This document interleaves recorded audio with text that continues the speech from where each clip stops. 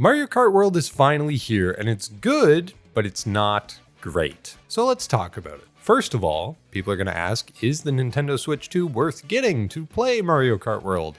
And the answer is no. No $500 purchase is going to make any Mario Kart game worth it. There's no one on this planet who would happily spend $500 on a new Mario Kart.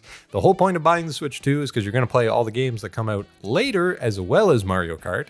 So if you're in that boat and you're just going to be buying Nintendo games in the future anyway, I would say, yeah, pick it up. The game is really fun for now and there's good stuff coming later. But otherwise, yeah, it's probably not for you, and that is okay. But pricing issues aside, Mario Kart World has a lot of good in here, and also maybe some not so good. And I'd love to share that with you and have you let me know what you think in the comments as well.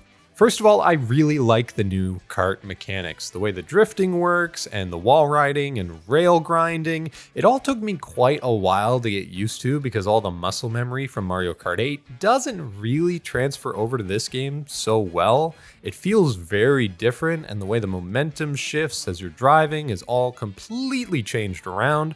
But once I got used to it, I actually really like it. The way you can grind on the rails and jump on the walls means all the tracks feel way more dynamic, and just trying to find shortcuts or faster routes through the tracks also feels like much more of a challenge than it did in Mario Kart 8, which had very telegraphed shortcuts that you could take, whereas in this game it kind of feels like the world is your oyster and you can sort of go wherever you want if you're fast enough and creative enough. And with all these new driving mechanics, you have the brand new Knockout Tour mode, which in my opinion is the standout of the game. It's really fun, as tired as the Battle Royale genre is. For Mario Kart, it works quite well. Every gate that you pass through eliminates more and more players until there's only 4 people at the end and you can try to win the race.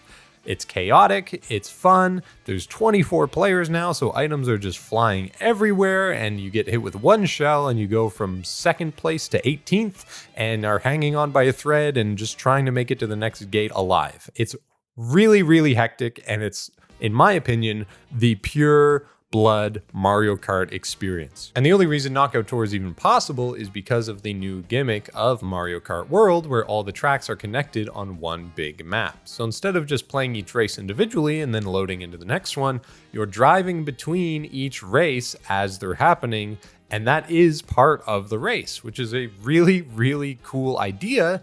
And that's shown best, in my opinion, in Knockout Tour. This is also present in the Grand Prix mode, but it's not my favorite there because once you race between the tracks and by the time you get to the next one, you only really do one full lap on that next track and then the race is over. So it kind of feels a little anticlimactic sometimes. Usually you're spending more time between the tracks than you are actually on the tracks themselves, which feels a little bit strange to me. I know they did a lot of work to design these in-between sections and roads and bridges and all this interesting stuff going on, but at the same time, it feels like they're not really supposed to be the spotlight. Like, these aren't the tracks of the game, so why am I spending so much time on them?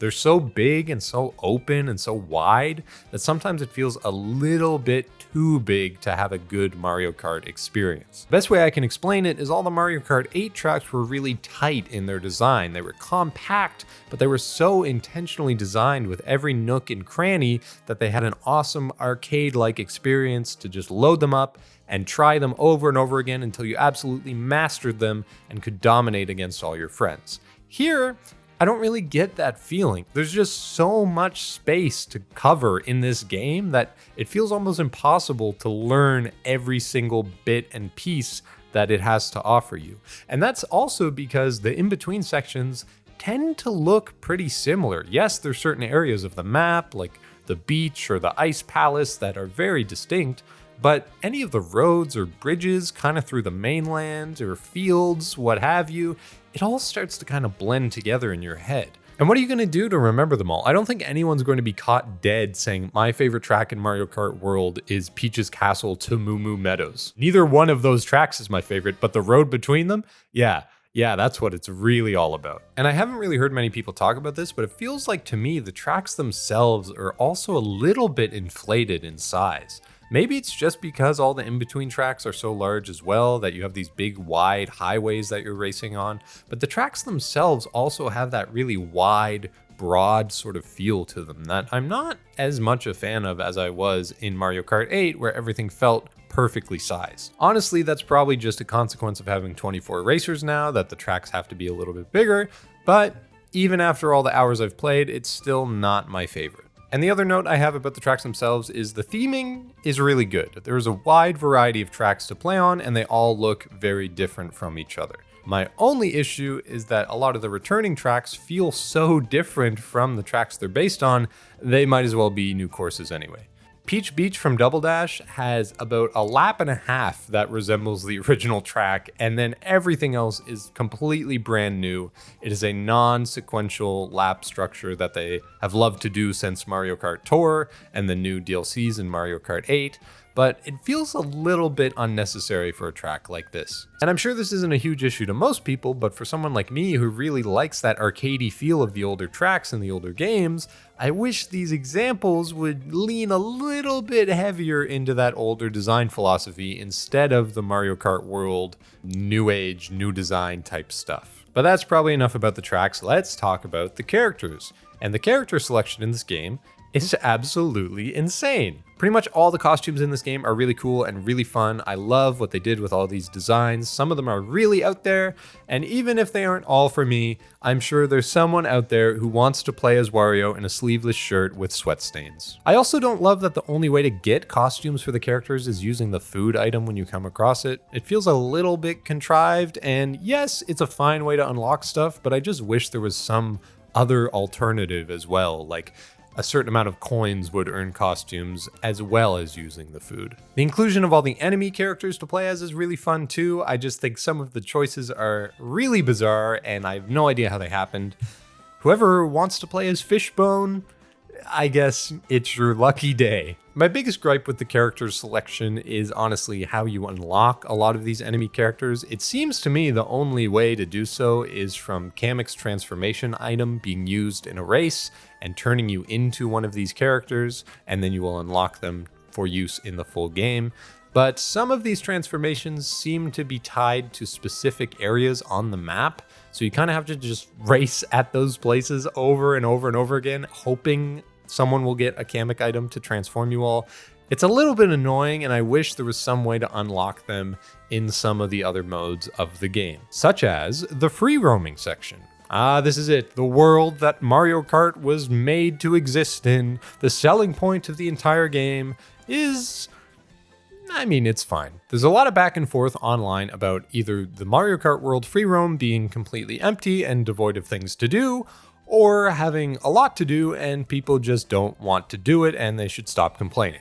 There actually is a lot to find in the free roaming mode. Some of the P-switches are just out in the open, just waiting for you to step on them, but some of the other ones are actually pretty well hidden, and all the challenges they have can range from completely easy to actually kinda difficult that will take you quite a number of tries to finish. My favorite part of free roam was just going to the tracks themselves and trying to get to hard to reach places up on the top of mountains or palaces that normally wouldn't be accessible in the actual tracks, and usually I would be rewarded with some sort of collectible. Sometimes with P-switches, but also with question blocks or Peach medallions, the other two main collectibles in free roam mode. The question block panels are found in the tracks themselves while you're in the free roam mode, and usually they're reserved for harder to reach or find places, although that can vary from track to track. The Peach medallions, on the other hand, are by far the rarest collectible in the game, and usually you'll see one glimmering in the distance somewhere and have to ask yourself, how am I going to get that?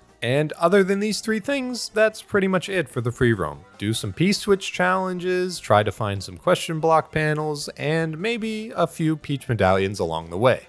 That's kind of it. If you're the type of player who likes to leisurely explore and sort of make your own goals as you play a game, you'll have a lot of fun with this. But if you're the kind of player who needs a list of objectives to check off a to-do list as you're going through the game, this is not exactly what you're looking for. There's no actual tracker for any of this stuff. The best you get is the tracks show you how many question block panels you've found in them, but for P-switches and Peach medallions, there's really no indicator of how many you have left. Which means since the game is still new, I actually don't even know how many are in the game total. And this is a minor spoiler alert for Mario Kart World, the Nintendo racing game. If you care, skip ahead about 20 seconds.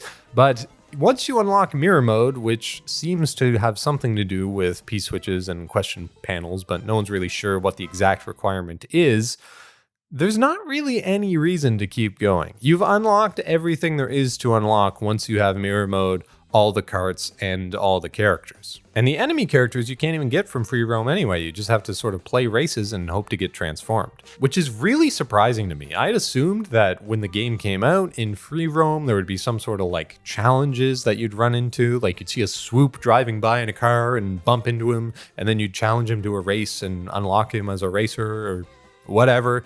But none of that seems to be in the game, which is really just shocking to me. And yes, you could just go to every food stall in the different areas of the map and drive back and forth using the food item and change your character and do that 15 times to use the food with every single character and get all the costumes. Like, what are we even doing? What is the point of unlocking all the costumes just for the sake of it? I would much rather test myself and challenge myself to use all the characters in races and then unlock the costumes organically that way, just to sort of stretch my mileage over the cast of the game instead of just picking Daisy every single time, which is what I usually do. And overall, I think that is my biggest complaint about the game. I just wish there was more substantial content to unlock through playing the free roam mode. Yes, you get stickers for every P-switch and every question block panel you find, but stickers are not substantial gameplay pieces. Give me more carts to unlock, give me more characters and costumes to unlock, and I will be much more incentivized to keep playing the mode. Like I said, even making a coin counter that's an alternative way to unlock all the costumes for all the characters would go a long way. Suddenly I'm driving around in free roam and I see piles of coins everywhere as these mini collectibles I'm supposed to care about, but I have all the carts already, so why would I even care about any of these coins if they don't give me anything? I'm sure there's super special stickers you get for driving 1,000,000 kilometers and collecting 1,000,000 coins and yada yada yada,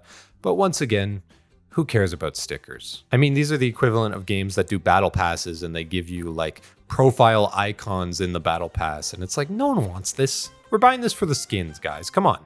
Just give me more skins, that's all I want. So that's most of my thoughts on Mario Kart World. Overall, it is a very fun game. I can see it lasting a long time into the future, especially with Knockout Tour. I can see me and my friends playing this for a long, long time to come. And that's the other thing to remember too. If Mario Kart 8 is anything to go off of, Mario Kart World is the worst it will ever be right now, and it's only going to get better with more content in the future. I definitely wouldn't hold my breath on them adding a tracker for the P-switches though, just saying. But what do you think about Mario Kart World? Have you played it yet? Do you have the Switch 2? What do you like? What do you not like? Let me know in the comments, and thanks for watching all the way to the end. If you like this video and want to see more, hit subscribe and like, and I'll see you in the next one. Bye-bye for now.